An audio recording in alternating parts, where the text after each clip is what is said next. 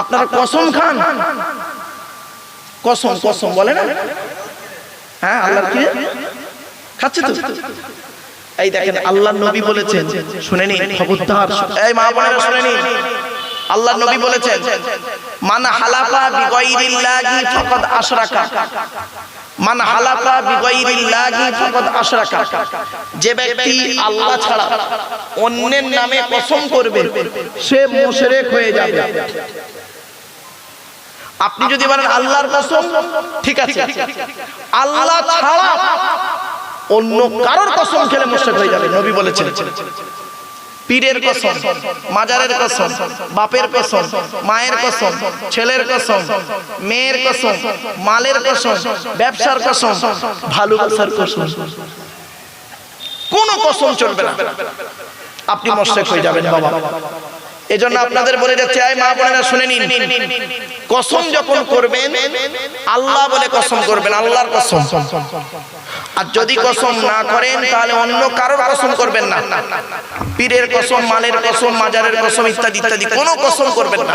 আল্লাহর নবী বলেছেন মান হালাফা বিগাইরিল্লাহি ফাকাদ আশরাকা, যে ব্যক্তি আল্লাহ ছাড়া অন্যের নামে কসম করবে ও মুশরিক হয়ে যাবে।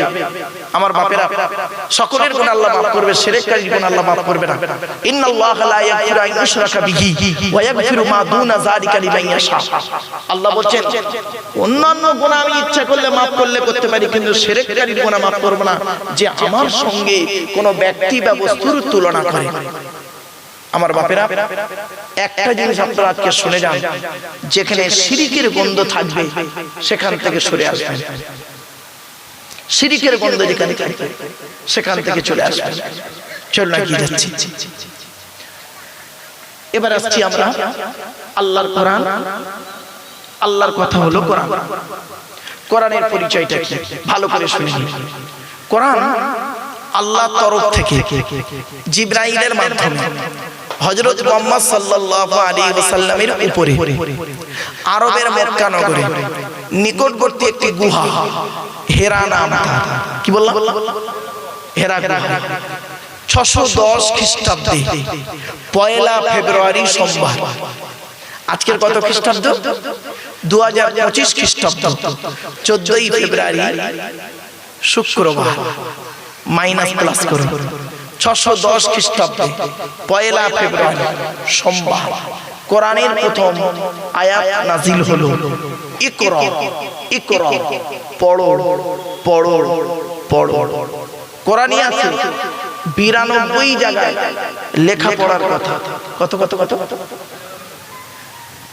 82 জায়গায়, বিভিন্ন দিক থেকে 82 জায়গায় বলা হয়েছে নামাজের কথা। তাহলে কোন সংখ্যাটা বেশি, 82 না 92? তাহলে লেখাপড়ায় পিছিয়ে কেন? আল্লাহ নবী বলেছেন উতলুবুল ইলমা মিনাল মাহদি ইলাল লাহাদ। এই মা বোনেরা শুনে নিন, আল্লাহ নবী বলেছেন দোলনা থেকে নিয়ে কবর পর্যন্ত লেখাপড়া শেখো, শেখার কোনো শেষ নেই। আপনারা এখানে বসেছেন কিছু শিখতে, আসুন, আর আমি এখানে বসেছি কিছু শিখতে। শুনে নিন, আরেকটা কথা আপনাদের বলি, শিক্ষা শুধু শিক্ষক দেয় না, শিক্ষা শুধু শিক্ষক দেয় না, পরিবেশ থেকেও অনেক শিক্ষা নেওয়া হয়, ঠিক না বেঠিক? শিক্ষক যে শিক্ষাটা দেয় ওটা হলো পুস্তক ভিত্তিক শিক্ষা। কি বললাম? পুস্তক ভিত্তিক শিক্ষা। আর পরিবেশ থেকে যে শিক্ষাটা পাবেন মারাত্মক শিক্ষা, মারাত্মক শিক্ষা। বাপ মরে গেছে, বাপ মরে গেছে, দেখবেন শিক্ষা কাকে বলে? বাপ মরে গেছে, চাচার বাড়িতে 5 বছর থেকে দেখবেন। মা মরে গেছে, খালার বাড়িতে 5 বছর থেকে দেখবেন।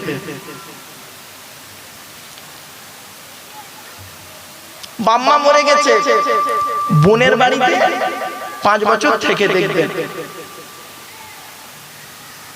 ওখান থেকে যে শিক্ষাটা পাবেন আপনি, পৃথিবীর কেউ ওই শিক্ষা দিতে পারবে না আপনার, ঠিক না বেটি? জ্বালা যন্ত্রণা, মুখ দেখানো ইত্যাদি ইত্যাদি শিক্ষা। কত রকমের শিক্ষা হয় দেখেন। শিক্ষা শুধু এই আমি ওয়াজ করছি আপনারা শিখছেন এটা শিক্ষা নয়, এটাও শিক্ষা, কিন্তু ওই শিক্ষাটা আসল শিক্ষা পাবেন পরিবেশ থেকে, সমাজ থেকে শিক্ষা পাবেন। গরিব হন, গরিব কি শিক্ষা যে আপনি পাবেন সমাজ থেকে কল্পনা করতে পারবেন না। গরিব হন, কি শিক্ষা পাবেন ভাবতে পারবেন না। আমি তার ভুক্তভোগী গো বাবা। বাল্যকালে বই কেনার পয়সা যখন ছিল না, কোন এক ব্যক্তির কাছে গিয়ে বইয়ের যখন কথা বলা হলো, সে মানুষটা বলেছিল লেখাপড়া করে চাকরি পাবি, মেটিয়াপুরে যে দর্জির কাজ করতে পারিস না, মেটিয়াপুরে জানেন তো দর্জির কাজ হয়, মেটিয়াপুরে যে দর্জির কাজ করতে পারিস না, লেখাপড়া করে চাকরি পাবি। 2000 সালে যখন আমি ওয়াজ করছি, সেই লোকটা সামনে বসে আছে, সামনে বসে আছে। আমি কিন্তু চিনতে পেরেছি, লোক চিনতে পারে না।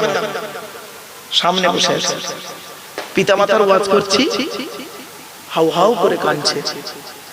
স্টেজ থেকে ওয়াজ হয়ে গেছে, আমার জড়িয়ে ধরে বলছে বাবা তুমি কোন মায়ের সন্তান জানি না, কোন বাপের জন্ম দেওয়া সন্তান আমি জানি না, তবে তুমি আজকের বাম্মার যে ওয়াজটা করলে আমার চিরজীবন মনে থাকবে।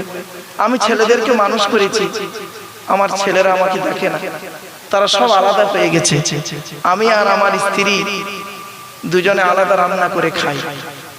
মনে মনে বলেছিলাম বাবা তুমিই তো একদিন বলেছিলে লেখাপড়া করে চাকরি পাবি, মেটিয়াপুরে যে দর্জির কাজ করতে পারিস না। মনে মনে বলছি, কিছু আর বলিনি, লোকটা মারা গেছে। এই জন্য শিক্ষা কোথায় হয় দেখুন, পরিবেশ থেকে যে শিক্ষা পাবেন মারাত্মক।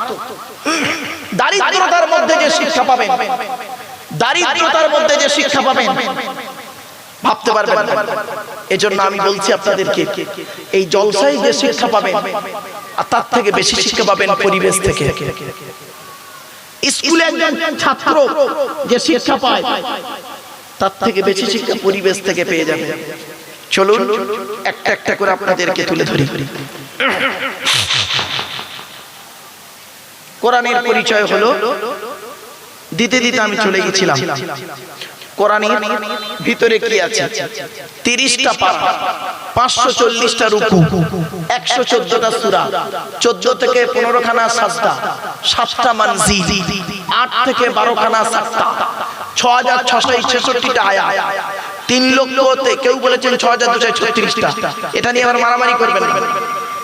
6666টা আয়াত, কেউ বলেছেন 6236টা আয়াত, 3,23,215টা অক্ষর। এ কোরআন 22 বছর 9 মাস কয়েকদিন, কম বেশি 23 বছর ধরে কোন ঘটনাকে কেন্দ্র করে, কোন ব্যক্তিকে কেন্দ্র করে, কোন বস্তুকে কেন্দ্র করে, কোন জায়গাকে কেন্দ্র করে কোরআনের আয়াতগুলো নাজিল হয়েছে। 6000 আয়াত নাজিল হয়েছে, 12000 জায়গায় নাজিল হয়েছে। জোরে বলুন সুবহানাল্লাহ। একটা বলবো ভাই, একটা বলবো, হ্যাঁ একটা বলছি শোনো, চমকে যাবে। আজকে আমি স্টেজে ওঠার আগে আমাকে একটু ইঙ্গিত দিল, একটা মশলা জিজ্ঞাসা করলো, সেই মশলাটা ওইখানে না বলে এখানেই বলছি। আল্লাহ নবী একজন জাদু করেছিল, আল্লাহ নবীকে জাদু করেছিল। জাদু বোঝেন তো ভাই, বলুন না।